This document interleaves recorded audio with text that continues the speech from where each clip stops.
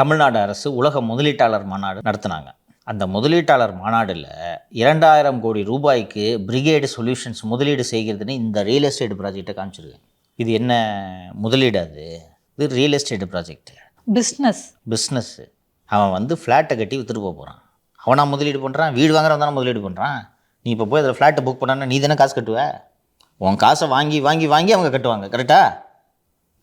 அவனோட பிரிகேடோட முதலீடு என்ன? அதில் அந்த லேண்டு வச்சுருக்கிறாங்கல்ல, அந்த லேண்டோட உரிமையாளர் இருப்பாங்கல்ல, அவங்கக்கிட்டையும் பவர் ஆஃப் அட்டர்னி போட்டுக்குவான். அதையும் முழுசாக வாங்க மாட்டாங்க. என்ன முதலீடு இது? எப்படி 2000 கோடி முதலீடாக எப்படி ஆகும்பா இது? சொல்லுப்பா. 1250 வீடு கட்டுறாங்கப்பா.